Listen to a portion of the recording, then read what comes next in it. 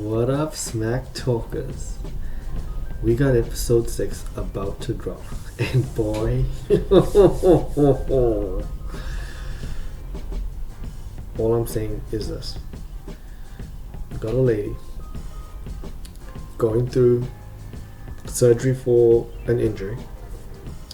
Been out for about, I'd say close to a year. Been through 2 major surgeries. Had 4 screws placed in her ankle. Abbey Granger is dropping some knowledge on us. She took us through the first part of her journey from when she got injured to when she started actually working her rehab. But there is more. She's going to talk about how she overcame the doubt through surgery as well, post-surgery. It's just a whole lot of stuff that she's dealt with, like from the adversity that she's faced from being told that she could never play again to going back into the gym. Every time she trains, it's painful, but she took that, and instead of her focusing on where she was at, she actually took her mind away from her injury and used it to inspire others. What a champion, you know. Be sure to hit like and subscribe. Watch episode 6. Download the channel. Go on there. Make this viral, because we got more of this smack talk coming to you soon. Don't be a hater.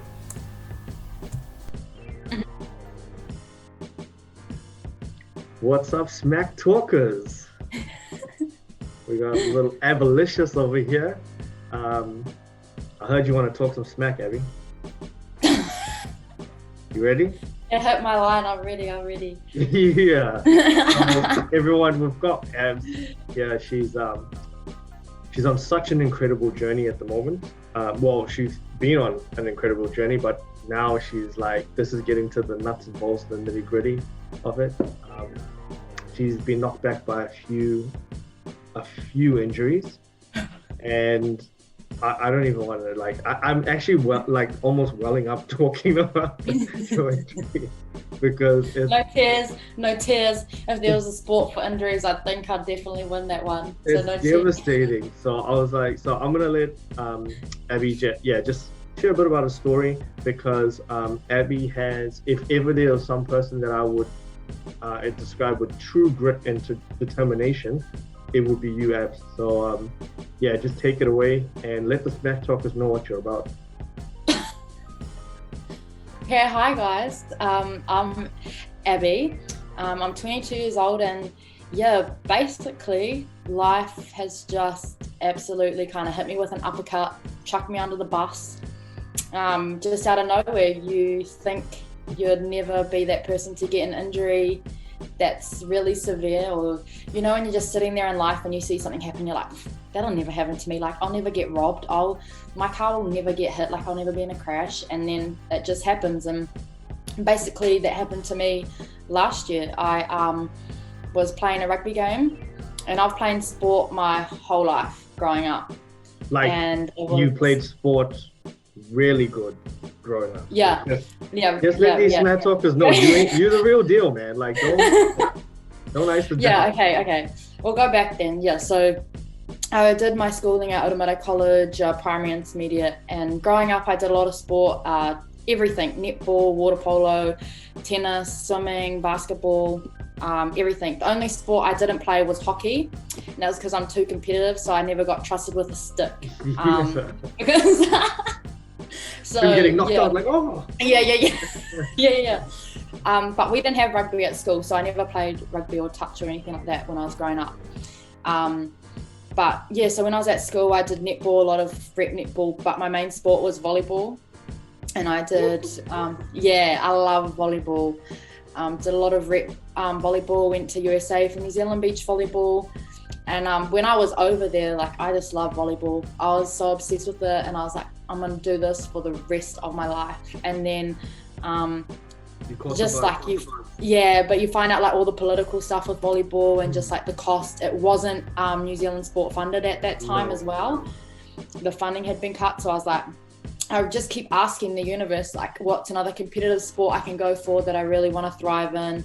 And like, you know, I always want something to like really strive for, whether that be like a top team or go to the Olympics or something like that. Like I've always wanted that.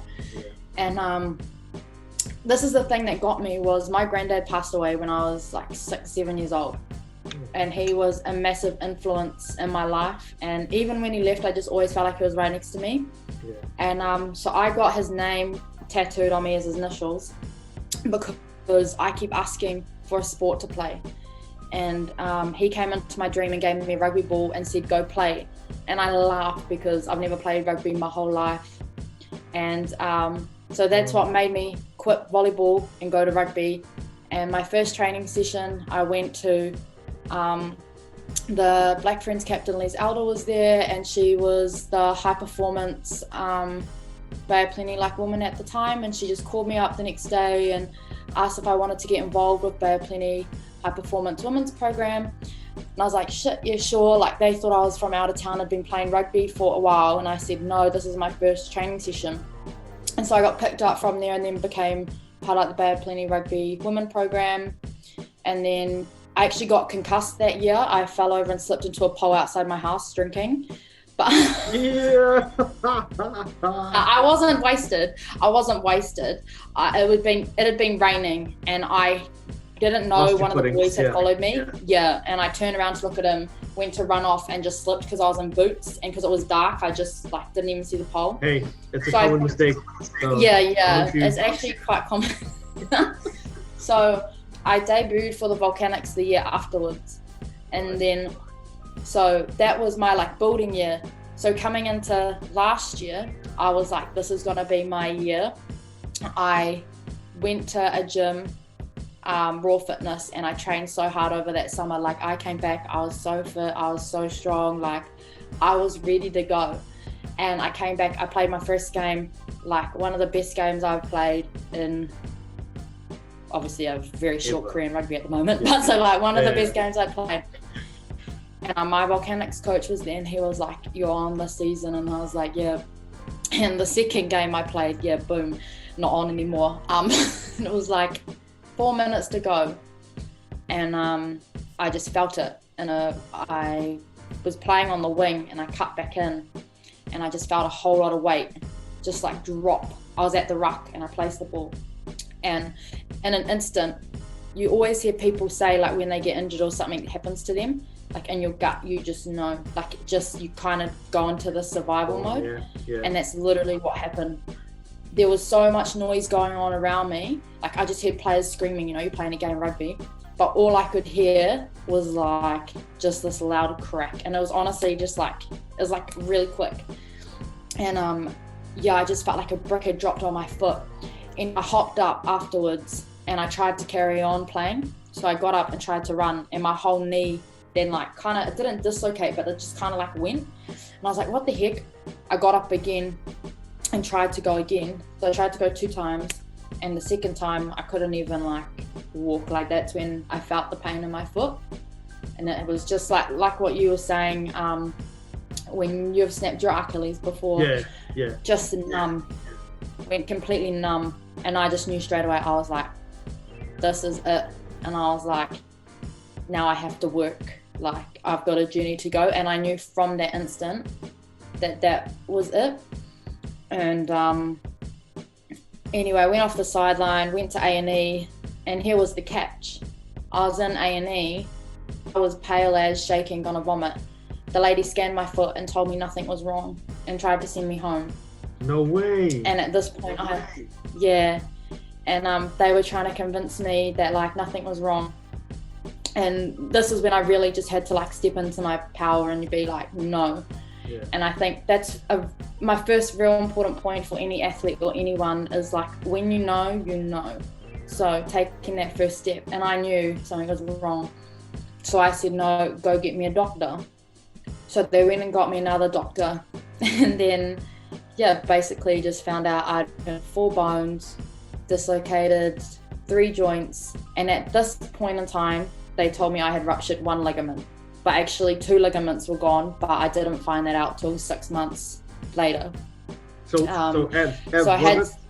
sorry, Abs, was it the main ligament and the stabilizing ligaments that went straight away? Yeah. So they call it is it a Liz Frank? Frank, yeah. So it's like where your big toe is in your foot.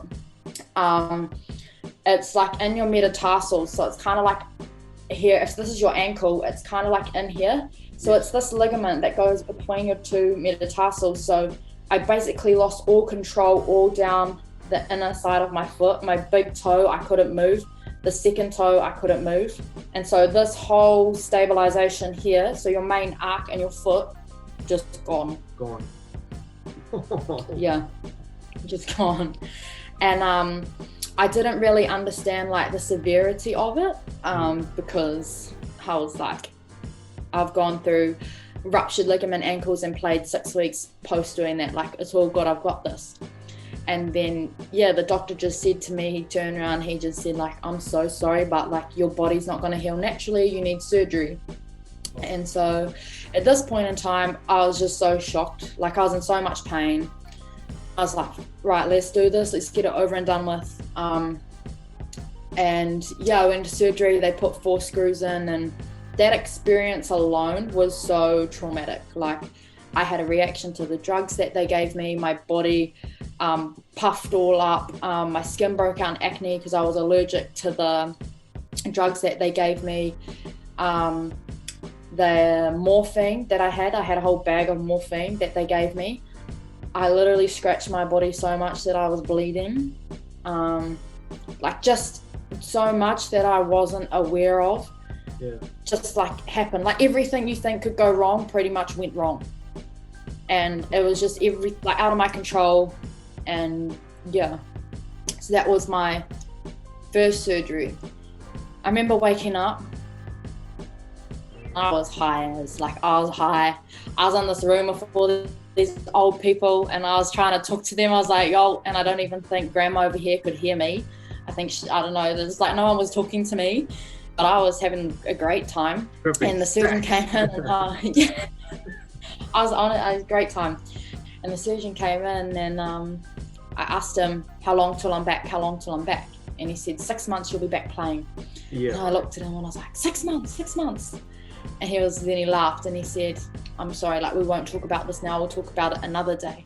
And then I knew, I went back in my bed, like slid back, and I sat there and I was like, and straight away, I was like on my phone. I text my gym trainer and I was like, mate, we're coming back. Like, I've snapped my foot, blah, blah, blah, blah. Like, I'll see you in the gym on Wednesday, whenever it was. While you're he was in like recovery. laughing at me, and I was like, no, I'm coming back. Like, yeah, well, I had just come out of surgery. Yeah. So I was high, and that was the first thing I was doing, was texting my gym person, I'm coming back. Yeah. And yeah, they moved me to a kid's room, so I had my own room, and then I had my disco ball going that was in there, and just play my music, and that kept me at peace for at night. But yeah, that surgery was like, I never would wish it upon anyone. It was horrible. And yeah, just nothing went planned the way it was. And so a surgery that was supposed to be one surgery. Yeah. Can I pause you for a sec? Can I ask you, sorry Abs, can I ask you, that internal struggle, like you're getting told by professionals news, like the worst, the most rubbish news you'd ever want to hear. You're thinking about your future. You're thinking about, am I ever going to be able to walk or play again?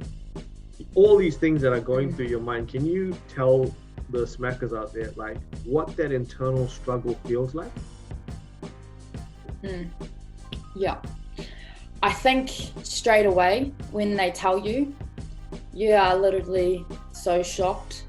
You're kind of like naive. You don't listen to it. It goes in one ear and out the other.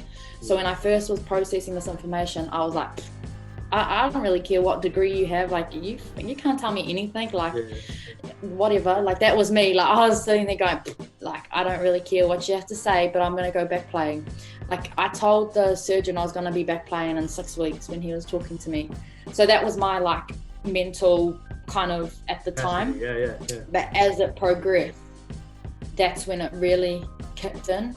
And for me, that was when, like, I actually did get points in my journey where I really just cried, and I sat there going, this is it, like, I'm literally not going to be able to play sport again. I can't even walk pain-free. Like, this is me for the rest of my life. Like, I have surgeons telling me that the pain's coming from my head, not from my foot. Like, I'm just making everything up. I'm having surgeons telling me that my foot is fixed, that there's nothing wrong with it. And so I'm just sitting here going, like, what more does the universe want, kind of thing. Like, I started getting that real negative headspace, like, why me? Like, why has this happened? Like, what is this lesson here? And that's when I really had to turn to people that cared about me a lot, people that I knew I could trust. And it was those people who really helped me. And then I just flipped it. Like, I don't know, one day it just, like, switched, and I was like, instead of why me, why not me? Yeah. I'm gonna take what's happened to me and use it to help other people. And so even now when I go to the gym and it's hard for me, or it's hard for me to do stuff, it's like, I'm doing this because I know other people are watching, and if I can help them, then it's bigger than just me. This journey is bigger than me. Like, everyone can get injured, anyone can get injured. But when you go through a big journey like this, where it was supposed to be one surgery, but now you've had 3 surgeries, it's become like a 2-year rehab. You're being told potentially you won't be able to play sport, you won't be able to run. It's that whole flick of the switch, like, I'm going to take the learnings, any challenge that comes at me, like, I'm just going to attack it. I'm just going to go for it. Yeah. Fuck, so what if you fail? Like, what even is failure? I've got nothing to lose. Yeah. Like, you know, so it's just about going that way. And how I said at the start, like, when that lady in A&E told me there's nothing wrong with your foot and tried to send me home, it's about being in your power. So if someone says to you, you can't play sport because your foot is kaput or whatever, actually, like, right to say that I can't play sport. Like, you have so much power, and your body has so much power that we underestimate that you can get back. So it's about having that belief and that faith. And there was actually this one person, and I admire him and thank him so much. When I transferred to my specialist surgeon, and after he removed the screws, he did more scans, and he seen that all the tendons under my joints had also been, like, damaged, that never got picked up, that there was a second ruptured ligament that had never been picked up, and my joints that had been dislocated now had cartilage damage and arthritis between them from the screws. And so I was told then, like, no sport, like, you're not going to be able to get back. Your foot is really bad for a 22-year-old. Like, your joints can't hold your foot together. So basically I was kind of like forced to retire and just say, like, no, I can't play anymore, blah, blah, blah. And one of my friends, he was the first one, and he messaged me, and he actually just, like, kind of went off at me. And he was like, you're 22 years old, like, what are you doing? You're an idiot. Like, why are you listening to these people? You can come back. Like, do you know the universe has, like, got other things planned for you? Like, you can do this. Yeah. And for me at the start, like, when he was messaging me, I was like, oh, bro, like, honestly, I'm going through enough. Like, I don't need to hear this. Like, look, these scans are showing my foot is, like, I cannot come back. But actually, he's the one that got me through. And every day has, like, it just plays in the back, the belief that he had in me. So sometimes it's that, it's like, if you don't have the belief in yourself, it's about going and getting help from people who you know are going to be there for you. 100%. Because life's not about doing it alone. You have a community to help you. So go, if someone doesn't listen, go find another person who will listen. Yeah. Yeah. I remember when you were going through it, and you just started at Raw Fitness, and you were doing box squatting actually, and you had 2 plates on, and we came back from I had games on a Sunday which we played shite, like we, like, and I was stewing over it on my, like, I hate losing. So like, I woke up Monday, I was meant to go for a run. I hated, I just didn't want to do anything. And it was windy, I think it was rainy and stuff like that as well. And so like, I was on Insta, and you were like, hey, you said something like, treat every day as a blessing and just go out and get it. And you were like, and you were just smashing it, like these things, and I was like honestly, and I was like, what? I was like, I had my phone, so I had to, like, I was in bed, I had my phone, I was like, so I literally like got up, chucked on a bed, like a singlet, chucked on some shorts, and I just went running. Yeah, I just went running. I put my headphones on, I just went running, and I did like 8 Ks just like running for like Forrest Gump, just like gapping it. And then I was like, and I was thinking to myself, I was like, you know, like, you never know, one person, like, sometimes it takes a stranger to tell you something for you to actually absorb it. And it's so good at what you said is that like, if you don't have the faith for yourself, actually go and find it. Actually go to people to try and get it, you know what I mean? Like, do something about it. Don't just sit there feeling sorry for yourself. Too many times we sit there just wanting things to happen but not willing to do anything for it, you know? So. Yeah, 100%. And like, a big thing I did that helped me along my journey was I filmed myself a lot, and it's for me to go back and be like, whoa, I couldn't even walk, now I can walk. Whoa, I couldn't even do one squat with 40 kilos, and now I'm squatting like 80 kilos. Like, that's the little wins is massive, because you're gonna have so many people who are gonna judge you. You're gonna have so many people who are gonna hate, and you know, it's so easy. These are our worst enemies. Like, they're your worst enemy and your best friend. If you're following people or businesses or influencers or whatever that are just not motivating you, not picking you up, not inspiring you, then just like unfollow it.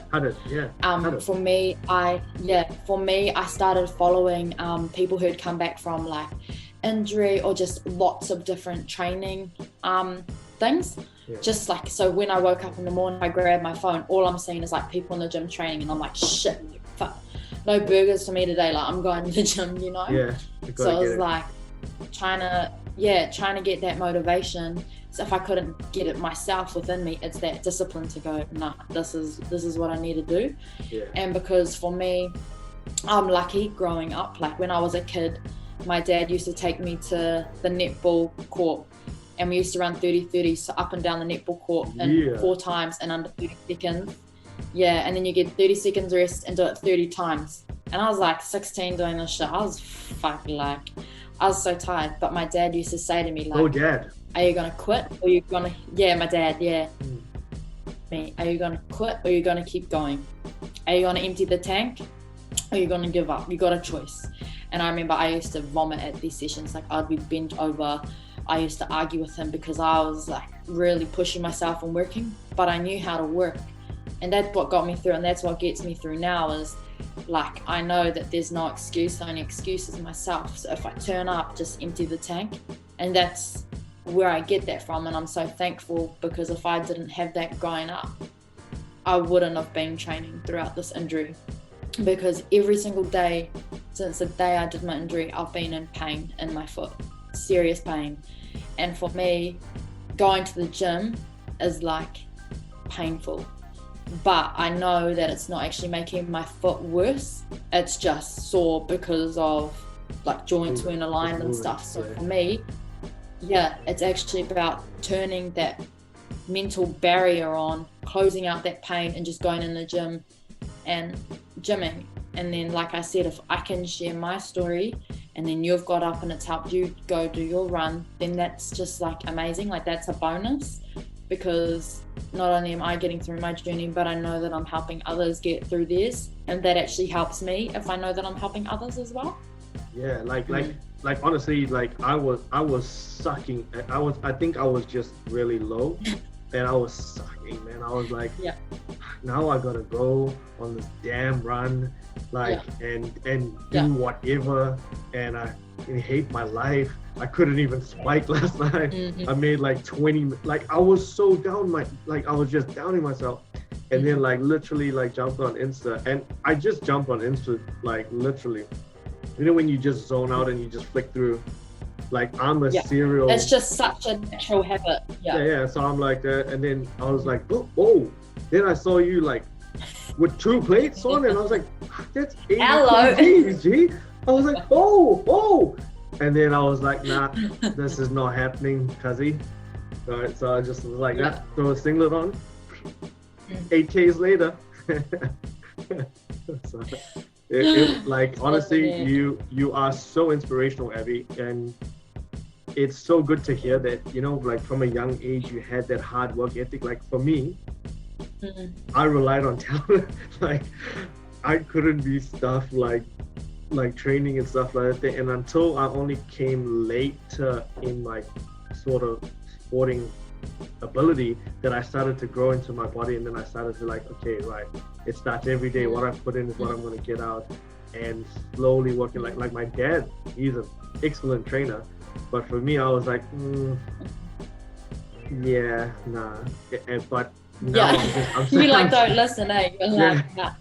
But now I'm starting to like embrace it all. So like, thank you for inspiring me, but also I want to take the opportunity to, like, you've got quite a few followers and you've got quite a few people that are drawn to you. And I want to take the time to, they might not have said thank you, but you doing what you do goes such a long way in encouraging someone at their lowest point to actually get up and go out and get it.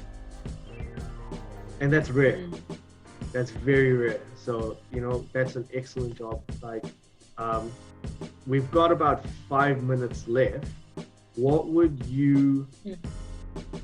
the one piece of advice that, like the gold nugget that, if someone's struggling and finding it hard to reach out, or finding it hard to dream or to be creative, what's the one piece of advice that you would, like you could just say, hey, here's a little gold nugget for you?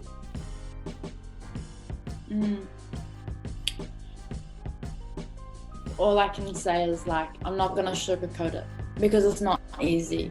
It's not easy for anyone who gets injured. Like, injuries are hard, I get it. When you have a surgery on an injury, that's hard. It's hard. It feels isolated. It gets lonely. And then, having a second surgery, a third surgery, and all this other stuff going on, it's fucking tough. It's tough. And you're going to have those days where you just want to curl up and hide under your blankets in your bed, and you're going to have those days where you're just going to cry, and that anxiety kicks in, and just all this other stuff goes on. Your body changes. You can't do what you used to be able to do, so you get that, like, where you start to compare things. But the one thing that's got me through is, like, everything that happens, it's a lesson. So you have to take your lessons and your learnings with you. So any negative thing that comes at you, what can you learn from it? So from my first surgery, I've tried to take as many lessons and learnings as I can from that. What did I learn during my rehab? Like, what should I do now? What shouldn't I do? Like, what worked, what didn't work? My second thing is like, everything happens for a reason. So have faith and trust that it's not rejection, it's redirection. So you might have got injured and maybe you missed out on that game, and you've missed out on the rest of the year, and maybe you've missed out on a team or whatever it may be, but the universe is redirecting you somewhere else. So you never know what's around the next corner. You don't know what doors are opening up for you. So have faith that something bigger and better is out there for you that you're going to go get. My third one just is work hard and believe in yourself. It's all about you. So start being selfish and doing stuff that makes you feel good. You're not going to get everything right. So, sometimes you're going to get impatient and you're going to want to, go for a run on your foot when you shouldn't, or, something like that. But it's about being selfish. What do you need to be to show up to be yourself? So for me, getting up every morning and having that routine is massive. So at the moment, I'm not working during the day or doing anything, but I still get up at 4 and go to the gym at 5 because that's my routine. So that's what I'm sticking to. So I make sure that I keep that schedule and I keep that plan. So as a way, like, that's me showing up for myself, because I'm getting up for myself and I'm going to the gym. I'm coming home and I'm having breakfast. So yeah, it's about like just taking that initiative, and don't feel sorry for yourself. It's okay to be upset, but put yourself first, because not everyone is going to want to support you along your journey. So if you support yourself, you'll get that community that will come towards you and the people that want to help you. Yeah. You definitely will attract, like, for the smack talkers out there, like, you will definitely attract what you put out. So if you put out bitterness and envy, you will attract that. If you put out haterade, you will attract haters. But if you put out like a good positive energy that draws people close and is about being your authentic self, you will attract people that are there, and they will encourage you to be your authentic self. So be yourself, don't be anybody else. Abs, that is it. You have been amazing. Just for the people that are watching, we're going to have Abs a few more times, because I think she's got a few more stories to tell us, and a few more lessons that we can draw from. I'm going to put up a little promo video, so just keep an eye out for that as well. Hit the like button and subscribe. But other than that, Abby, thank you so much. We'll be praying for you for the next part of your journey, and I'll definitely be talking to you a little bit more about what we're going to be doing next. So thank you so much. Cool. Thank you for having me. Have a good evening. Keep smack talking. Bye, everyone. That